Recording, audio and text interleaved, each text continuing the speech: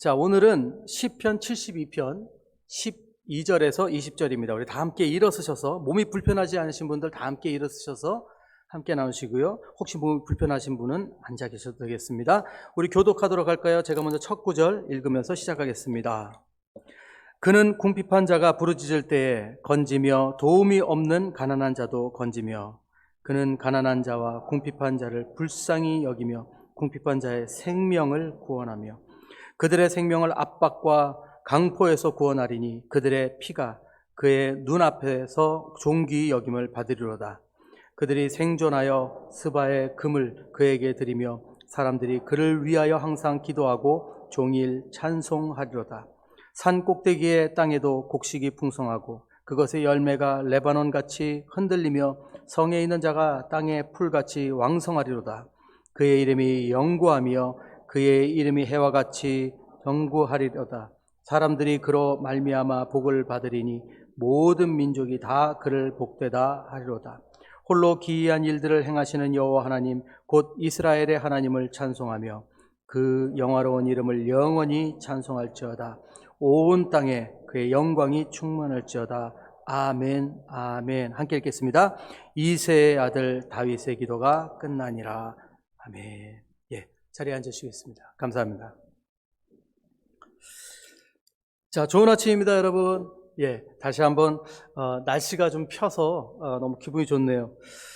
오늘 72편 말씀, 사실 전에 한번 나눴는데 오늘 좀 새롭게 우리 말씀을 좀 정리해서 가져왔습니다. 이 72편의 맨 마지막에 뭐라고 되어 있죠? 이게 이새의 아들 다윗의 기도가 끝나니라 이렇게 되어 있죠? 이게 누가 쓴 걸까요? 다윗이죠. 누구예요? 지금 방금 전에 다윗이라고 했는데. 근데 여러분 재밌는 거 왜 제가 이거 다윗인지 아닌지 물어보냐면, 이 시의 제목이 뭐게요? 성경 잘 보면 조그맣게 뭐라고 써 있어요. 누가 그죠? 솔로몬의 시라고 되어 있어요. 다윗이 썼는데 왜 솔로몬의 시야? 이러잖아요. 왜 그럴까요? 다윗이 솔로몬을 축복하면서 쓴 시입니다. 열왕기 상 보면 이제 나오는데, 그 부분에 여기 이 대목은 나오지 않지만 다윗이 자기 아들에게 좋은 왕이 되라고 쓴 시예요. 그래서 이 시의 제목은 솔로몬의 시입니다. 솔로몬이 써서 솔로몬의 시가 아니라, 그래서 이 시 내용 우리가 전체 좀 읽어봤지만 여기에는 뭐에 대한 얘기냐면 완전한 왕, 정의로운 왕, 공의로운 왕에 대한 이야기가 나와 있습니다. 근데 여기서 묘사하는 이 정의로운 왕, 솔로몬을 두고 얘기하는 솔로몬이 그런 왕이 되어라. 그런 왕이 되어서 가난한 자, 궁핍한 자, 그들을 구원하고 그들에게 기쁨을 주는 왕이 되어라. 그러면 그 백성들이 너를 높일 것이다. 이런 내용이에요. 이런 내용인데, 사실 이 내용이 예언서 같은 내용입니다. 사실은 솔로몬을 축복하는 내용인데 여기에 많은 의미가 담겨 있어요. 자, 첫 번째는 뭐죠? 첫 번째는 정의롭고 공평한 정치자가 되어라. 세상의 왕이 되어라. 그런 얘기예요. 그죠? 첫 번째는 그런데, 이 두 번째는 여러분 대충 우리가 이제 말씀을 많이 묵상하신 분은 대충 이게 어떤 왕을 얘기하는 걸까요? 완전한 왕. 누구실까요? 그렇죠. 이거 바로 완전하신 왕, 곧 오실 메시아, 예수 그리스도를 말씀하시는 거예요. 예수 그리스도 말씀하시는 거예요. 그래서 여기는 두 왕에 대한 그 모습이 여기 내재되어 있는 거예요. 세상 왕이던, 메시아 왕이던. 근데 재밌는 건 뭐냐면 그 모든 그 왕, 세상에 정말 공평하고 정의로운 왕이 세워져도 누구한테 영광 돌린다고요? 하나님 앞에. 그죠? 그리고 또 우리를 구원하실 구세주 메시아 예수 그리스도의 오심도 누구한테 영광이라고요? 하나님께 영광. 두 가지가 다 하나님께 영광이라는 것을 얘기하고 있어요. 하지만 이 시에는 이제 다윗이 솔로몬을 축복하는 그런 의미가 있죠. 근데 여기에서 우리가 이 모든 내용들을 좀 생각을 좀 해봐야 되는 이유가 있습니다. 그래서 먼저 이 본문을 세 부분으로 좀 나눠서 간단하게 우리가 좀 정리를 해볼게요. 첫째는 12절에서 14절입니다. 12절에서 14절. 제가 다시 한번 읽을게요. 그는 궁핍한 자가 부르짖을 때에 건지며 도움이 없는 가난한 자도 건지며, 그는 가난한 자와 궁핍한 자를 불쌍히 여기며 궁핍한 자의 생명을 구원하며 그들의 생명을 압박과 강포에서 구원하리니 그들의 피가 그의 눈앞에서 존귀히 여김을 받으리로다. 여기서 뭘 얘기하고 있죠? 궁핍하고 가난한 자, 또 생명에 압박받는 자를 구원하는 왕을 묘사하고 있습니다. 이게 이제 12절에서 14절까지 그 첫 번째 파트예요. 그럼 두 번째 파트는 어디냐? 두 번째 파트는 뭘 얘기하고 있냐면요, 그런 왕으로 인해서 구원을 받고 풍성함을 누리고 복을 누릴 때 그 감사를 왕에게 올려드린다. 그 내용이 있죠. 그게 이제 어디냐면 15절에서 17절입니다.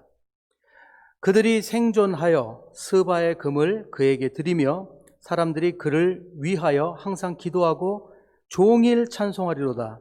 산 꼭대기의 땅에도 지식이 풍성하고 그것의 열매가 레바논같이 흔들리며 성에 있는 자가 땅에 풀같이 왕성하리로다. 그의 이름이 영구하며 그의 이름이 해와 같이 장구하리로다. 사람들이 그로 말미암아 복을 받으리니 모든 민족이 다 그를 복되다 하리로다. 그래서 왕에게 다시 감사를 올려드리는 부분이죠. 두 번째 파트입니다. 그 다음에 이제 세 번째는 18절, 20절 마지막 부분인데, 여기는 이 모든 일들에 대해서 감사를 마지막에 누구한테 올린다고 아까도 그랬죠? 하나님께. 하나님께 올려드리는 부분이에요. 모든 영광을 이스라엘 여호와 하나님께, 모든 찬송과 영광 하나님께 올려드리는 부분으로 마칩니다. 그래서 이렇게 되어 있죠. 홀로 기이한 일을 행하시는 하나님 여호와 하나님 곧 이스라엘의 하나님을 찬송하며 그 영화로운 이름을 영원히 찬송할지어다. 온 땅에 그의 영광이 충만할지어다. 아멘 아멘. 그리고 이새의 아들 다윗의 기도가 끝나니라 이렇게 되어 있습니다. 분명하게 되어 있습니다. 궁핍한 자, 가난한 자, 그들이 구원받는 이야기. 공평한 왕을 통해서. 그리고 다음 두 번째는 그 공평함으로, 정의로움으로 자신들을 구원한 그 왕에 대한 감사. 마지막은 이 모든 일을 허락하신 하나님 앞에 감사. 이렇게 세 부분으로 나눴습니다. 그래서 정확히 보자면 마지막 부분을 보면은 이렇게 되어 있어요. 마지막 부분은 모든 것이 하나님께 영광이니까 결국 이것은 뭘 얘기하냐면 완전하신 왕 메시아 예수 그리스도, 그분에 대해서도 우리는 하나님 앞에 감사를 올려드리고, 그리고 이 세상에서 우리가 복받는 것들, 이 세상에서 누리는 것들에 대해서 하나님 앞에 영광 돌리고 감사해야 된다는 것을 이 시에서 보여주고 있는 겁니다. 다시 말씀드려서 세상의 왕이든 세상의 축복이든 세상에서 우리가 누리는 모든 것이든 영적으로 우리가 누리는 모든 것이든 다 하나님 아버지로부터 왔고 하나님 아버지께 영광을 올려야 된다는 것을 분명하게 여기 보여주고 있는 것입니다. 왜냐하면 우리가 누리는 것 모두 다 하나님 앞에 속해 있다는 것이죠. 이게 시의 핵심 내용입니다. 그런데 더 재밌는 게 있어요. 이건 뭐냐면 세상에 왕이 공의롭고 정의로운 왕으로 서 있기 위해서는 자기의 어떤 능력과 힘으로 정치하는 것이 아니라 그 권세를 주신 하나님께 순종해 하면서 따라가야 된다는 의미가 이 시 안에 있어요. 그러니까 인간 왕이 정의롭고 공평한 왕이 되려면 하나님을 섬겨야 된다, 하나님을 따라야 된다, 그런 내용이 담겨 있어요. 왜냐하면 이 시의 주인공이 되어야 될 사람이 바로 솔로몬이라고 그랬죠. 그래서 이 시가 이름이 솔로몬의 시라고 되어 있죠. 근데 여러분, 다윗이 이 시를 쓰면서 이 아들 솔로몬을 생각하고 축복하면서 그런 왕이 되라고 기록하였다는 겁니다. 근데 안타깝게도 여러분, 솔로몬 아시잖아요. 정말 하나님의 은혜로 정말 이 세상에서 가장 지혜로운 왕이었죠. 지혜로운 왕이 되었고 정말 지혜가 넘친 자였는데, 그럼에도 불구하고 노년에 육신의 연약함을 이기지 못하고 더 많은 권력을 위해서 그 이방 나라, 이웃 나라들의 공주들을 다 자기 부인으로 삼잖아요. 근데 결국엔 그 부인들이 그 자기 나라에서 가져온 우상들을 갖고 와서 섬기니까 그 신상들을 지어주고 자기도 나중에 가서 그 신상에 가서 절을 하고 그러면서 큰 범죄를 저지르는 왕이 되어버립니다. 하나님이 문제였을까요? 아니면 솔로몬이 문제였을까요? 솔로몬이 문제죠. 하나님은 다 주셨어요. 지혜도 주셨고 부도 주셨고 권능도 주셨고, 그런데 그럼에도 불구하고 솔로몬은 하나님을 따르지 않고 세상을 따랐습니다. 그래서 오늘 이 말씀 우리가 묵상하면서 이걸 좀 기억해야 될 것 같아요. 오늘 이 시에는 육신으로나 우리가 영적으로나 모든 것이 하나님 앞에 속해 있기 때문에 우리가 그것들을 하나님의 뜻대로 하나님 앞에 영광 돌리며 살기 위해서는 우리가 하나님의 말씀대로 순종하며 살아야 선한 열매를 맺을 수 있다는 것을 핵심적으로 말해주고 있는 것입니다. 중요한 것은 왕이 되는 것보다 누구의 인도를 받느냐가 더 중요하다는 걸 얘기하고 있다는 것이죠. 그래서 하나님을 참으로 믿는 자들은 영적인 삶과 육적인 삶, 이 모든 것이 아름답게 균형을 이루어야 한다는 것입니다. 오늘 사실 말씀의 핵심은 이걸 수도 있어요. 균형을 이루다. 근데 오해하시면 안 됩니다. 육적으로도 살고 영적으로 살고 그런 균형이 아니고, 육적으로도 내가 하나님 말씀 따라 살고 영적으로도 하나님 말씀 따라 살아라는 그런 말씀이죠. 영적으로만 하나님을 잘 믿는다고 바른 신앙인이 아니라는 것이죠. 전에 한번 제가 예를 들어서 말씀드리자면, 제가 아주 10년 전 넘었구나. 15년 전인가. 그때 제가 이탈리아노에 있는 길에서 제렌치로 한번 일을 했었는데, 직원이 새로 하나 들어왔는데, 머리가 굉장히 길더라고요. 머리가 이렇게 긴데, 대충 머리가 긴 거 보지 알았어요. 저 우니버에서 아니면 저 아셈블레지 데우스 그쪽이다 그랬어요. 왜냐면 그쪽 자매들이 머리 길거든요. 근데 이 자매가 월요일만 되면, 월요일인가 보다. 월요일만 되면은 그렇게 늦게 와요. 늦게 와요. 그래서 처음에 이제 경고를 몇 번 주고 그랬는데, 나중에, 저도 이제 믿는 사람인 거 알거든요. 그 자매가. 그랬더니 그러면서 자기가 그 주일날 저녁에 예배가 너무 늦게 끝나고, 기도하느라고 너무 늦게 끝나서 피곤해서 월요일 늦게 오는 거래요. 내보냈어요. 그거하고는 일하고 무슨 상관이에요? 아니, 자기가 하나님 앞에 기도하고 자기가 그거 일은 일이지. 그럼 더 열심히 나와야 되는 거 아닙니까? 자기가 믿는 사람이면 더 열심히 해야지. 내보냈어요. 여러분, 이런 신앙인들이 얼마나 많은지 몰라요. 영적으로 주님 앞에는 완벽해요. 주님 완벽해요. 근데요, 사는 모습 보면은, 제가 가봐서 그런 건 아니에요. 근데 사는 모습 보면 정말 아닌 분들이 참 많습니다. 육의 삶의 또 축복을 우리가 누리고 있어도 하나님 아버지의 은혜라는 걸 우리 깨달아야 되고요. 영적으로 신앙적으로 축복받은 은사에 대해서도 우리가 하나님 아버지의 은혜라는 것을 잊지 말고 이 두 가지 균형 안에서 우리가 살아야 되는 것이죠.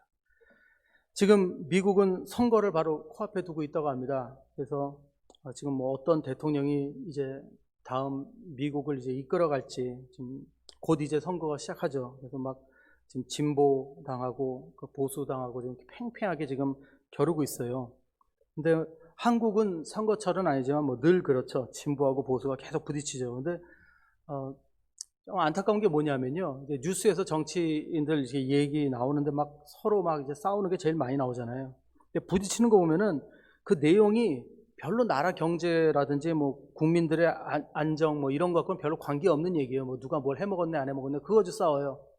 근데 중요한 게 뭐예요? 중요한 거는 나라가 지금 어떻게 돼가냐, 그게 중요한 거 아니겠어요? 근데 그런데도 불구하고 얼마나 많은 그리스도인들이 그 안에 들어가서 거기서 맞다 틀리다를 따지면서 이렇게 거기 말려드시는 분들이 계시는데, 얼마 전에 그 미국에 있는 제 친구도 저한테 그러더라고요. 자기 아는 친구하고 이렇게 만났는데 요즘 저기 대학 다니는 자녀하고 원수가 됐대요. 그래서 이유가 뭐냐고 그러니까, 그 자녀는 젊으니까 그 바이든 그쪽을, 진보 쪽을 이제 막 미는데, 그 부모님은 그 트럼프 쪽, 보수 쪽을 미는 거예요. 그래가지고 그것 때문에 원수가 됐대요. 제가 그랬어요. 아이고, 애나 어리나 똑같네. 그거 가지고 가족들이 싸우고 앉았고. 그게 무슨 가족들이 싸울 문제예요. 근데 아이들이 그거 밀고 그러면은 그 부모들이 또 아니라고 또 싸우니까 그게 싸움이 되는 거지. 여러분, 우리는요, 이걸 알아야 돼요. 지난주에도 말씀드렸지만 우리는 한계가 많은 사람들입니다. 우리가 생각하고 결정하는 모든 것들은요, 내가 경험하고 내가 아는 것까지밖에는 우리는 생각 못하는 그런 연약한 사람들이에요. 그거 인정해야 됩니다. 누가 더 나은지 누가 문제인지 그거 어떻게 알아요? 지금은 그럴싸해 보여도요. 그걸 어떻게 압니까? 그걸 어떻게 알아요? 몇 년 지나면 다 감옥 가시더구만. 근데 우리들이 누군가를 지지하는 데는 또 각자 또 이유가 있겠죠. 젊은이들은 또 연로하신 분들은 연로하신 분들의 이유는 있겠죠. 근데 사실 이것도 다 주관적인 생각일 뿐이라는 것입니다. 정말 중요한 거 우리가 잊지 말아야 되는 것이 있다면 무엇일까요? 어느 쪽을 지지하는 것, 그거보다도 내 나라가 잘 되고 우리 민족이 잘 사는 거, 그게 제일 중요한 거 아니겠습니까? 그렇다면 우리가 그리스도인으로서 이걸 만약에 적용한다면, 오늘 말씀 적용한다면 어떻게 해야 되겠어요? 선거철이 됐습니다. 좋은 대통령 뽑아야 되겠다. 그럼 제일 먼저 해야 될 게 뭘까요? 자, 좋은 대통령, 좋은 정치인 그런 게 있나? 근데 좋은 정치인, 근데 그런 분들이 세워지기 위해서 우리 뭐 해야 될까요? 기도해야죠, 기도. 뭘 위해서 기도하죠? 누가 되게 해주세요, 이게 아니고 우리나라를 위해서 기도해야죠. 우리가 정말 하나님의 사람이라면, 우리 나라를 걱정한다면, 우리 민족을 걱정한다면 나라를 위해서 기도해야죠. 그럼 기도한 다음에 그 다음은 어떻게 될까요? 기도한 다음. 그 다음은 우리도 선거에 참여해야죠. 행동으로 옮겨야죠. 아무것도 안 하고 기도만 한다고 하나님 뭐 모든 걸 다 우리 생각대로 이렇게 이루게 주시는 그런 건 아니잖아요. 내가 기도를 했으면 거기에 따르는 게 있어야죠. 여러분, 뭐 이런 얘기가 있어요. 그냥 우스갯소리인데, 한 구두쇠가 매일 저녁마다 기도를 드렸다는 거예요. 하나님, 저 로또 당첨하게 해주세요. 로또 당첨하게 해주세요. 매일 기도를 했대요. 근데 그렇게 10년을 기도했대요. 10년. 대단하죠? 10년을 기도를 했는데 로또가 당첨이 안 됐다는 거예요. 그러니까 너무 이 사람이 섭섭해서 어느 날 이렇게 기도를 했답니다. 하나님, 정말 해도 너무하십니다. 제가 10년 동안 하루도 빼놓지 않고 그렇게 열심히 기도드렸는데 어떻게 이렇게 무심하게 제 기도를 들어주시지 않으십니까? 그러니까 10년 동안 한 말씀도 없으시던 하나님이 나타나셔서 이렇게 말씀하시더래요. 야, 너도 진짜 너무하다. 그 로또 한 장만 사라. 그러시더래요. 안 웃을 줄 알았어요. 자, 여러분, 우리가 하나님의 뜻이 이루어지기를 바란다면요, 아무것도 안 하고 기다리면 되는 걸까요? 아니죠. 우리 주위에 이런 분들, 정말 답답한 분들이 있습니다. 어떤 분들이 있는지 아세요? 본인의 어려운 사정을 막 나누세요. 그건 좋아요. 그리고 기도 부탁을 하세요. 그거 좋아요. 근데 그렇게 기도 부탁하시고 정작 본인은 기도 안 하시는 분들이 있어요. 자기는 아무것도 안 해. 그 결국엔 나중에 문제를 어떻게 해결했나 여쭤보면은 결국엔 하나님이 역사하시길 기다리지 못하고 그냥 자기 방법으로, 또 하나님이 기뻐하시지 않을 방법으로 뭔가 대충 일을 해결해서 끝내는 그런 일들을 볼 땐 너무 안타깝고 너무 슬픕니다. 여러분, 하나님께서 우리들에게 문제를 주실 때, 문제를 이렇게 던지실 때 여러분 어떤 마음이 드세요? 때로는 그게 힘들죠. 근데 대부분의 경우는 하나님 우리에게 문제 주실 때요, 그 문제를 그냥 뛰어넘으라고 주신 게 아니라 하나님께서 그 문제를 해결하기 위해서 하나님 앞에 기도하라고 우리에게 그 문제를 주신 걸 여러분 믿으시기 바랍니다. 하나님께서 그 문제를 주시고 그 다음에 그 기도 다음에 하나님의 음성을 듣고 하나님의 인도하심에 따라 순종해서 행동으로 옮기기를 기다리시는 거예요. 그래야 하나님을 경험할 수 있거든요. 하나님의 그 문제를 통해서 정말 하나님께 축복해 주시기 위해서 우리에게 그걸 주신 거라는 거예요. 순종하길 기다리시기 때문에. 그래서 그걸 경험하고 더 성숙하게 나아가게 도와주시려고 하신다는 거죠. 여러분, 예를 하나 드릴게요. 제가 대단히 선교를 하는 사람은 아니지만 그래도 선교 사역을 하다 보면 이런 일이 정말 많아요. 정말 수도 없이 많은데 먼저 하나님께서 저희들에게 사역의 어떤 길을 열어주십니다. 눈에 일을 할 게 보여요. 뭘 해야 될까?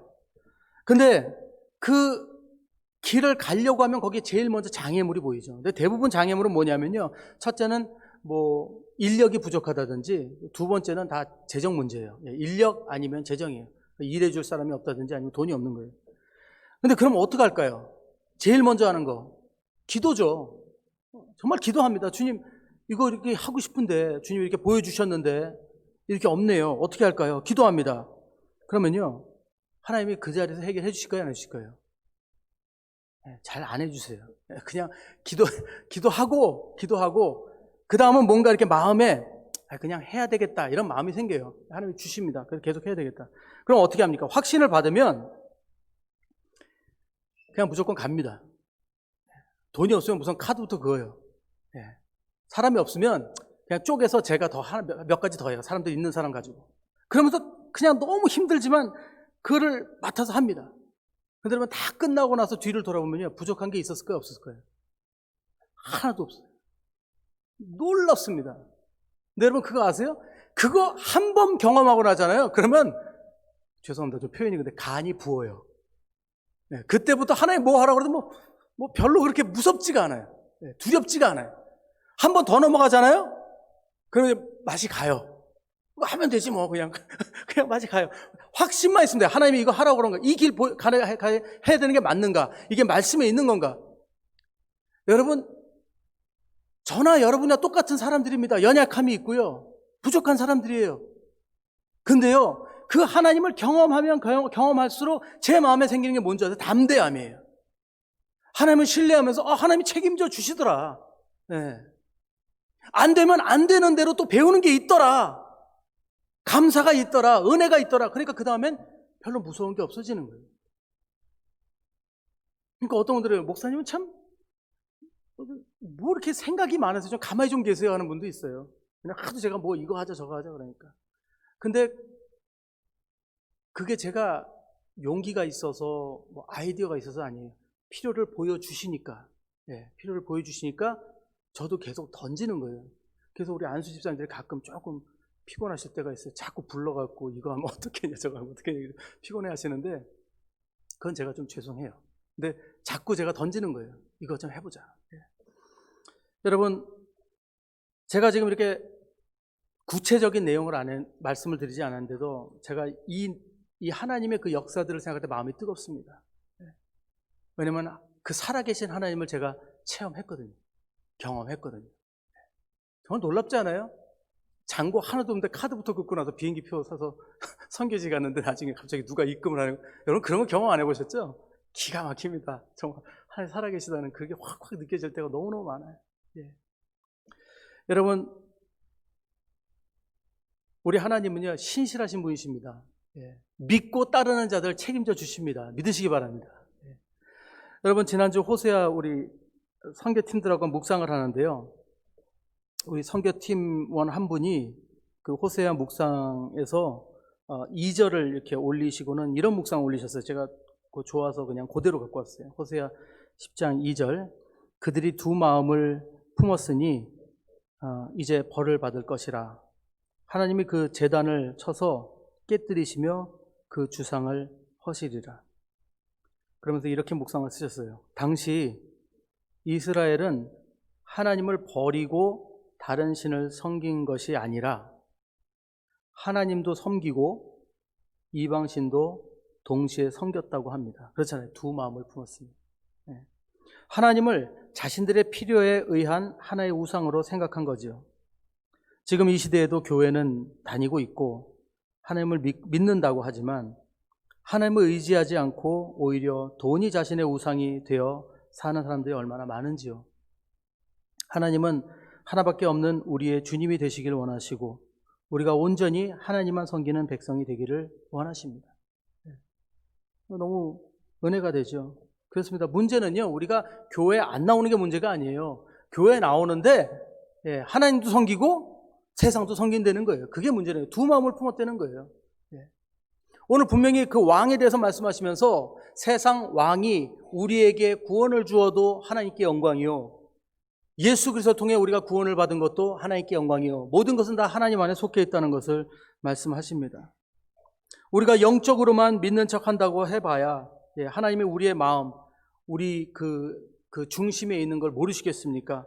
만약에 우리 삶에 나의 행동에 나의 언행에 그 믿음이 묻어나오지 않는다면 그 고백, 우리의 모든 행위 이런 것들은 다 의미가 없다는 것이죠.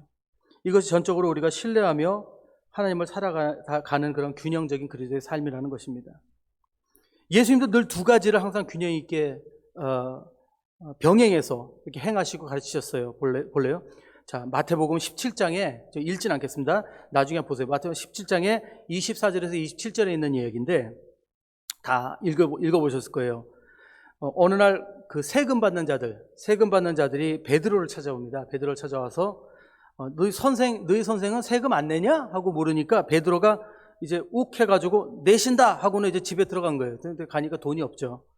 그러니까 예수님한테 그 얘기를 이제 하니까 예수님께서 이렇게 말씀하세요. 세금이 누구를 위한 것이냐라고 묻습니다. 그런데 이 말씀 이거 정리를 하자면 결국엔 이 세금 정당한 것은 아니라는 걸 얘기하시는 거예요. 근데 거기서 예수님이 그럼에도 불구하고 이렇게 말씀하시나 뭐라고 말씀하시냐면 그럼에도 불구하고 우리가 그들을 실족시킬까 염려하노니 너는 바다에 가서 낚싯바늘을 던져 처음 올라오는 물고기를 잡으라. 내가 그것에 입을 열면 돈 하나를 발견하리니 그것을 가져다가 나와 너를 위해 그들에게 주라 하시니라. 자, 여기에 무슨 의미가 있는지 한번 보세요. 예수님은 정당하지 않은 세금이지만 더 큰 하나님의 뜻을 이루시는데 혹시 오해를 받아서 그 사람들이 실족할까 봐 그걸 중요하게 여기시고 그 세금을 바칠 수 있도록 하신 것입니다. 영적으로 진리의 가치로 볼 때 불필요하지만 그래도 그것이 육신이 연약한 자들이 넘어지게 하는 일이 될까 봐 그 세금을 내도록 하셨다는 거예요. 또 한 가지 예를 들어볼까요? 예수님 항상 이렇게 두 가지 같이 하셨어요. 영적으로, 육신적으로. 요한복음 9장에도 소경 눈을 뜨는 장면이 있죠. 여러분 기억하실 거예요. 근데 그 소경을 뜨게 하시는데 그때 어떻게 했죠? 제자들이 처음에 뭐라고 하냐면 저 소경이 된 것이 누구 때문입니까? 부모님 때문입니까? 하고 하니까 예수님이 그랬죠. 하나님의 하시는 일을 알리기 위해서 그가 소경이 된 것이다. 그러고는 갑자기 땅에서 뭘 어떻게 하죠? 침을 뱉고 그것으로 진흙을 이렇게 이겨서 눈에다 바르세요. 좀 더럽다고 생각하신 분도 있을 거예요. 근데 여러분 그 진흙의 의미가 뭡니까? 여러분 여기서요 그 침으로 진흙을 만들었다 그랬지만 만들어 할 때 기록된 부분에 그 만들다라는 이 말이요 헬라어로요 포이에오라고 합니다. 포이에오라고 하는데 이 단어가 창세기 1장에 하나님이 세상을 창조하셨다 할 때 창조 그건 이제 히브리어인데 그 창조 그 단어 아사 아니면 바라라고 하는데 그 단어와 같은 어원이에요. 그러니까 이 사람의 눈이 어릴 때부터 속이면 여러분 우리가 뭐 의사는 아니지만 그 눈이 정상이었겠습니까? 안 정상이었어요. 그 눈 회복이 안 되겠죠. 없는 거니까. 예수님께서 직접 진흙을 만드셔서 침으로 다시 새롭게 눈을 만들으셨다고 우리가 이해돼요. 그 다음에 실로암에 가서 씻으라고 하셨죠. 근데 이 행위가 뭐랑 비교할 수 있어요? 하나님께서 천지 창조하실 때 모든 것을 뭘로 만드셨죠? 오늘 꿀들을 많이 드시고 오셨어. 자, 오늘 왜 이러십니까? 저 굉장히 외로워요, 오늘. 자, 창조하실 때 뭘로 만드셨어요? 말씀. 감사합니다. 말씀으로 하시죠? 우리는 뭘로 만드셨어요? 흙으로 만드셨죠? 근데 흙을 어떻게 만드셨다고 그랬어요? 손으로 빚었어요. 손으로 빚었어요. 이해하시겠습니까? 하나님이 우리를 대하시는 그분의 마음, 그분은 우리를 대하실 때요, 특별한 방법으로 대하십니다. 우리는 이 세상에 어떤 창조물하고 달라요. 하나님 우리를 사랑하시지만 그것을 육신을 입혀서 그 사랑을 전달하십니다. 그게 하나님의 사랑이에요. 근데 그 최고의 사랑이 어느 거죠? 육신을 입다. 뭔가 오지 않으세요? 예수 그리스도의 성육신 사건입니다. 그렇잖아요. 여러분, 예수 그리스도가 이 땅에 꼭 오셨어야만 했을까요? 예수님이 하나님이신데, 하나님의 아들이신데, 꼭 이 땅에 인간의 그 한 개의 그 몸을 가지고 오셨어야만 했을까요? 예수님은 이 땅에 직접 오셔서 우리들을 만나시고 우리의 눈높이에서 대화하시고 싶으셨던 것입니다. 제가 한 30년 전에 아동부 그 교사 세미나에 참석한 적이 있어요. 저는 아동부 교사는 아닌데 교사 세미나 하면서 중간에 아동부 교사 세미나가 있었어요. 근데 거기 한국에서 특별하게 오신 분이 그때가 아마 신일교회였던 거예요. 근데 거기에 오셔서 이런 얘기 하시더라고요. 여러분들 아이들과 대화할 때 어떻게 대화하세요? 그러더라고요. 그게 30년 전에 배운 거예요. 그러니까 아이들하고 대화할 때 뭐 이제 아이들이 여기 있다 그러면 뭐 하여튼 나중에 여러분 다 여기 선생님들 다 그렇게 하면 안 된대요. 어떻게 하냐니까 아이들이랑 대화할 때는 아이들 키에 맞춰서 이렇게 앉아서 눈을 맞추고 얘기하라고 그러더라고요. 왜냐하면 아이들은 그래야 편안함을 느끼고 그래야 친근감을 느낀다고 그러더라고요. 어른한테 이렇게 위에서 아래로 내려가는 그런 모습은 아이들한테 친근감을 주지 못한다는 그런 얘기였어요.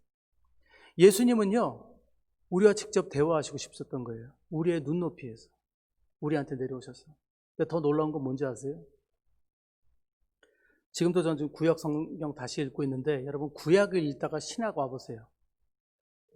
구약의 하나님은 정말 무섭습니다. 그렇지 않으세요? 구약의 하나님은 진짜 엄격하십니다. 근데 예수 그리스도 이후에 하나님은 지금 우리가 살고 있는 하나님은 어떠시죠? 옛날 같으면 다 죽었을 일을 지금 우리는 용서받고 계속 예수님이 그냥 우리를 위해 돌아가셨기 때문에 그런 건가요? 아니에요. 예수님 부활하셔서 어디 앉아 계시다고 그랬죠? 하나님 우편에 지금도 우리들의 중보자가 되어주고 계세요. 우리가 잘못할 때마다. 왜요? 우리의 연약함을 직접 체험하셨잖아요. 예수님은 우리를 이해하시는 거예요. 그래서 아버지에게 우리를 위해서 기도해 주시게 돼요. 여러분 믿으시기 바랍니다. 이거예요, 이게. 그래서 우리가 지금 은혜 시대 살고 있다니까요. 지금 이게 얼마나 지금 우리가 은혜 시대에 살고 있는지 한번 생각해봐요. 여러분 구약에서 우리가 얼마나 피곤하게 살아야 되는지 아세요? 정말 얼마나 힘든지 아세요? 하나님 믿는다는 게 정말 큰 은혜 가운데 우리가 있다는 거 알아야 됩니다. 왜요? 예수님이 육신을 입고 우리에게 오셨기 때문에. 예수님이 그렇게 우리에게 오셔서 육신으로 또 영적으로 능력 주시는데 여러분 우리는 어떻게 살아야 될까요? 여러분 우리는 참 쉽게 이런 고백을 합니다. 뭐가 잘 되면 주님께 모든 영광 올려드립니다. 근데 여러분 이거 알아야 돼요. 이 고백은요 여러분 정말 하나님 앞에 진실적으로 드려져야 되는 고백입니다. 정말 영적인 삶이 바탕이 되어야 드릴 수 있는 고백이에요.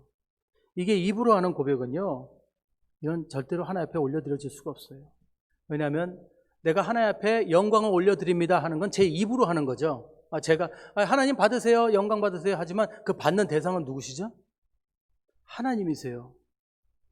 제 입으로 떠드는 거는 육신의 그 일이지만 이것이 하나님께 드려지는 것은 영적인 일이에요. 하나님 받으시기 위해서는 내 영이 드려져야 되는 겁니다. 헌금도 마찬가지입니다. 교회에서 헌금 얘기하는 거 싫어하시죠? 근데요, 헌금을 드리면서 내가 10원을 드려도 1원을 드려도 주님 정말 감사합니다 하고 마음을 들여서 드리는 거하고 저기 안수 집사님 쳐다보고 있네. 이거하고는 다르다는 거죠. 내가 정말 마음을 들여서 드리는 것, 이게 중요하다는 겁니다. 하나님 찬양합니다, 하나님 경배합니다, 하나님 나갑니다, 손 들고 이러는데 습관적으로 하면 안 된다는 거예요, 그게. 마음에서 하나님 앞에 드려요. 왜? 영적인 일이에요, 그게. 육적인 일에서 끝날 수도 있어요. 아무 생각 없이 하면, 습관적으로 하면.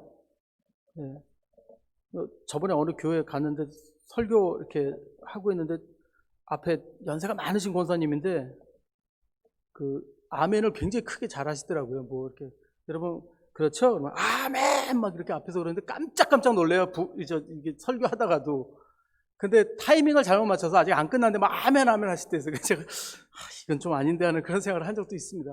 근데 습관이 돼서 그래요. 물론 믿음이 너무 강하셔서 그러실 수 있고 넘쳐서 그럴 수도 있는데 하나님은요 우리 심령을 관찰하시는 분이잖아요. 그렇죠? 우리가 아멘 하는데 아멘 이런다고 하나님이 제가 아멘 했어 이러시겠어요? 절대 그럴 분 아니죠. 얼마 전에 우리 안수 집사님 여기 수고하셨는데 우리 인터넷 방송 시작하기 전에 세팅하시다가 음향기를 누가 이렇게 만져놨나 봐요. 그래서 우리 집사님이 음향기를 하도 만지시는데 잘 안 되니까 그냥 짜증이 나시니까 혼잣말로 이걸 누가 이렇게 막 연결을 해놨지 그러시는 거예요. 그러니까 그래서 욕 나오시죠? 제가 옆에 있다 그랬어요. 그러니까 참아야죠 그러시더라고요. 그래서 내가 그냥 제 앞이니까 하세요. 속으로 하나 밖으로 하나 하나님 모르시겠어요? 그랬더니 웃으시더라고요. 그렇죠. 우리가 뭘 하든 하나님 모르시겠어요? 우리 안에 있는 거 다 아세요.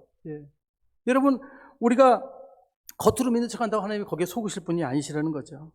마태복음 7장 21절 분명히 말씀하시잖아요. 나더러 주여 주여 하는 자마다 천국에 다 들어갈 것이 아니요 다만 하늘에 계신 내 아버지의 뜻대로 행하는 자라야 들어가리라. 이게 무슨 말씀이에요?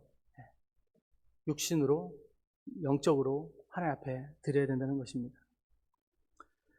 자, 그럼 말씀 정리하고 이제 마칠 텐데 사실 오늘 이건 지금까지 말씀드린 거 다 서론이었어요. 이제 정리할게요. 왜냐하면 오늘 주제가 가난한 자 부한자입니다. 아니 제목은 가난한 자 부한자인데 오늘 왜 가난한 자 부한자 얘기는 하나도 안 하고 왕 얘기하다가 영적 얘기하다 이러지? 그러실 수 있어요. 근데 오늘 여기 말씀이 오늘 궁핍한 자, 가난한 자들이 제일 먼저 등장하잖아요. 그리고 이제 왕에 대한 얘기를 하죠.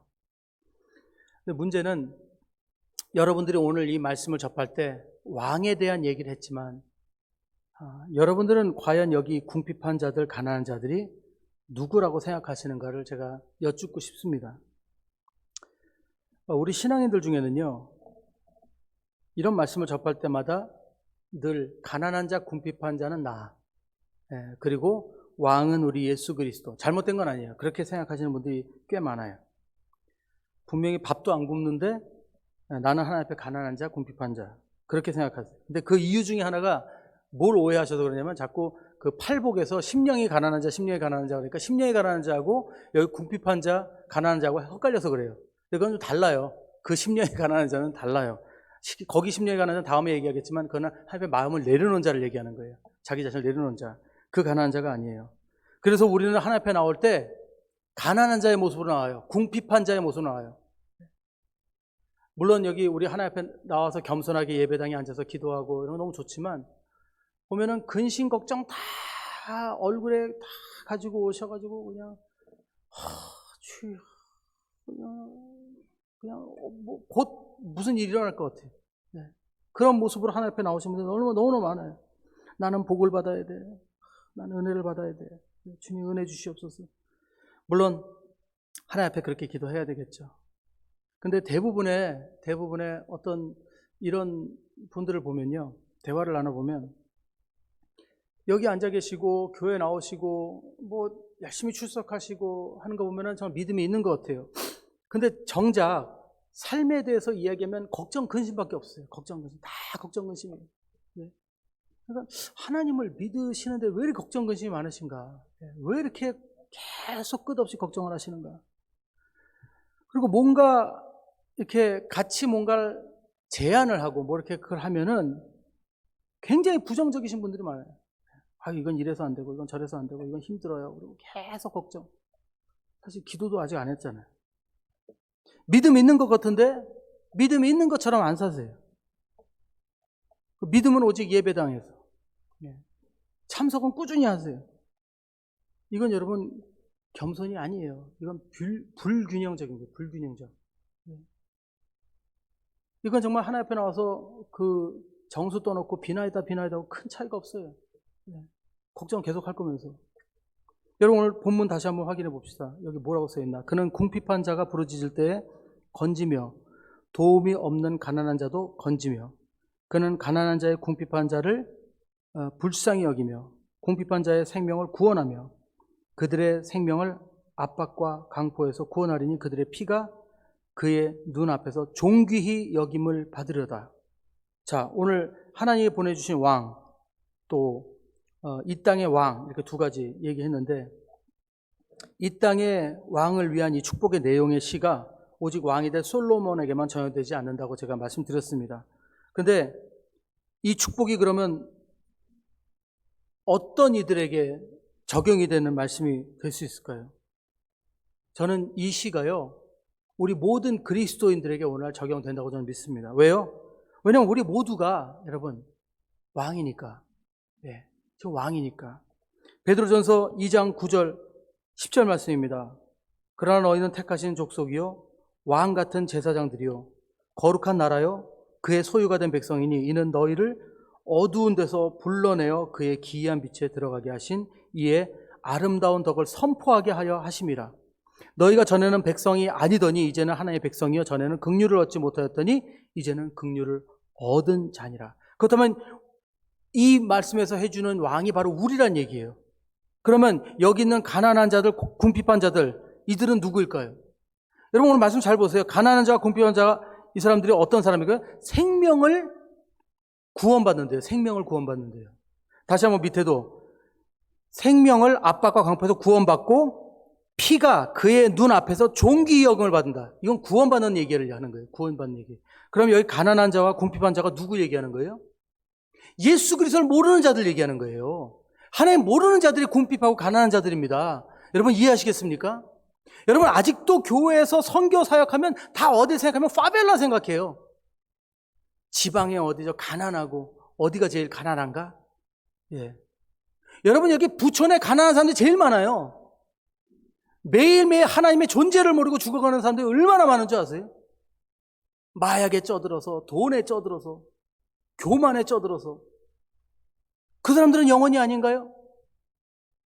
우리가 성경을 바라보며 궁핍한 자와 가난한 자가 누군지 분명히 알아야 된다는 것이죠. 때로는 우리 교회에 나와서 우리 학생부 청년부들은 우리 잘 먹어, 우리가 이렇게 잘해주니까. 그렇지 않아요. 잘 보세요. 영혼이 궁핍한 자가 없는지. 구원을 받았는지가 중요한 거예요. 우리 교회 사람이 많으냐가 중요한 게 아니에요. 여기 구원받은 자들이 앉아있냐가 중요한 거예요. 왜냐하면 구원받은 자들이 예배를 드리거든요. 구원받은 자들이 아닌 분들은 여기서 어쩌면 정수 떠놓고 비나이다 하고 계신지도 몰라요. 계속 가난해요. 계속 궁핍해요. 변화가 없어요. 주님 앞에 기도를 드리고 나서도 계속 근심과 걱정에 쌓여 있다면 한번 생각해 봐야 됩니다. 내가 이미 하나님의 왕 같은 제사장이요, 내가 이미 하나님의 부름받은 사람이고, 이제 하나님께서 우리들에게 능력을 주셨는데 나는 과연 어떤 자로 주님 앞에 나오고 있는가? 말씀 맺겠습니다. 사랑하는 여러분, 지난주와 연결해서 오늘 말씀을 드렸는데, 지금 현대 그리스도인들의 모습이요, 이만저만이 아닙니다. 이만저만이 아니에요. 여러분, 부디 왕 같은 제사장, 그 제사장의 모습을 회복하시는 저와 여러분 될 줄 믿습니다. 정말 하나님 앞에 믿음을 가지고 균형 있는 삶을 사시는 저와 여러분 될 줄 믿습니다. 내가 입으로 고백했다면 도전하십시오. 입으로 고백하고 삶에 돌아가서 하던 대로 하지 마시고, 하나님께서 한번 도전하시면 그래 한번 해보자 하고 믿고 나가보십시오. 하나님께서 그 길에 놀라운 역사를 보여주실 줄 저는 믿습니다. 그걸 경험하실 때마다 여러분들 확신이 생길 거예요. 우리 봉익주로교회, 그래서 이 자리에 정말 참 그리스도인들, 참 하나님의 예배한 자들로 가득 채워지기를 축복하고 소원합니다. 함께 기도드리겠습니다. 이 시간 잠깐 우리 일어나실까요? 우리 자리에서 일어나셔서 함께 기도드리겠습니다. 오늘 말씀 가운데 혹시라도 마음에 불편한 것이 있으셨다면 용서하시고, 하지만 그냥 한 사람의 이야기라고 이해하지 마시고 하나님께서 주시는 음성이다 생각하시고 주님 앞에 회개할 것이 없는지 한번 돌아보시기 바랍니다. 우리 함께 각자 주님 앞에 기도하시며, 주님 다시 한번 왕 같은 제사장의 삶을 회복시켜 주시옵소서. 우리 기도하며 나가겠습니다. 기도드리겠습니다. 사랑하는 아버지, 감사합니다.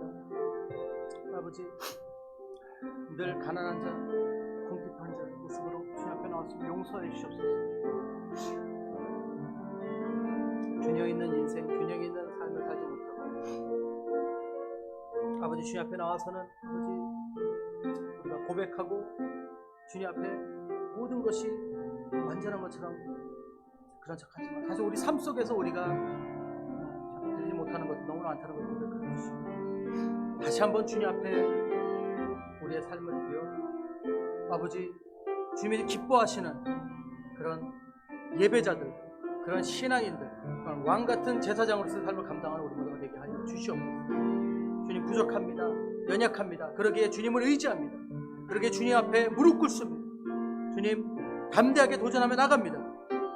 주님 응답이 없어도 주님 두려워하지 않고 주님께서 우리와 함께 하신다는 믿음만을 가지고 날마다 이 문제들을 헤쳐나갈 수 있도록 축복하여 주시옵소서.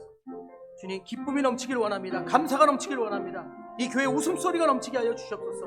하나님을 향한 찬양소리가 떠나지 않게 하시고 끊이지 않게 하시고, 아버지 우리 젊은이들부터 어린아이들까지, 우리 노인들에서부터 우리 모든 우리 직분자들 다 주님 앞에 진정으로 예배하는 그런 우리 봉익주로교회 되게 하시고, 하나님께서 이 교회를 통해 이루시고자 하는 일들이 주님 하나하나 이루어질 수 있도록 축복하여 주시옵소서. 감사드립니다.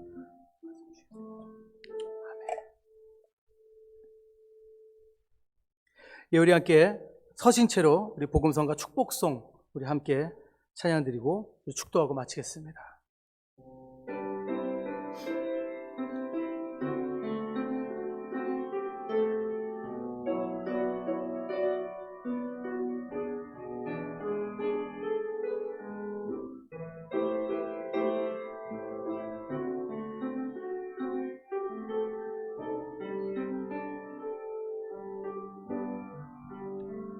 때로는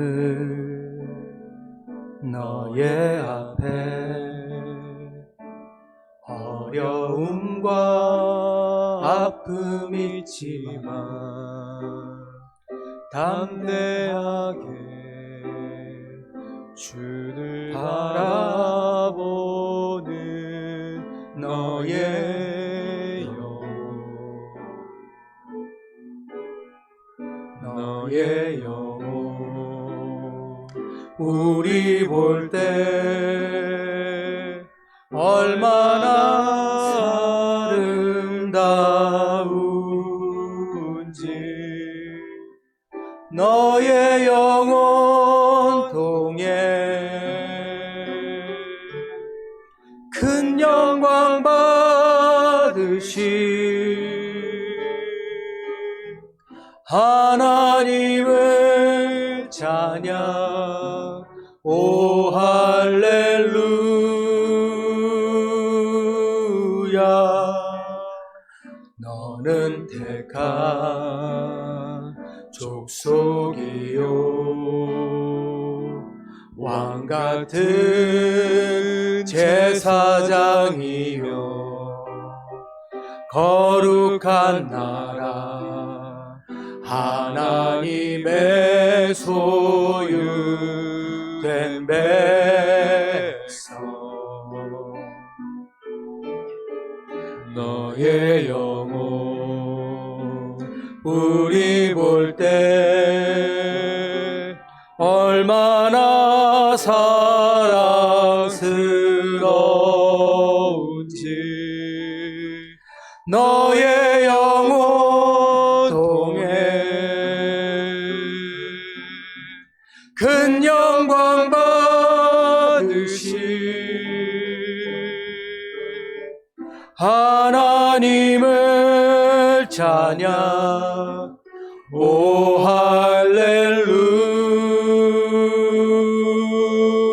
할렐루야. 사랑하는 주 아버지, 날마다 우리와 동행해 주셔서 감사합니다. 그럼에도 우리가 주님을 잊을 때가 많사옵니다. 주님 용서해 주시고 이 한 주 다시 한번 주님 믿고 아버지 정말 모든 도전 가운데 쓰러지지 않고 전진해 나가는 우리 모두가 되게 하여 주시옵소서. 감사드립니다. 이제는 우리 주 예수 그리스도의 한량없는 은혜와 하나님의 크고 놀라우신 사랑하심과 성령님의 감화감동하시고 역사하심이 날마다 주님만 신뢰하고 나가는 우리 모든 성도님들 위해, 온 교회 위해 지금부터 영원토록 함께 있을지어다. 아멘.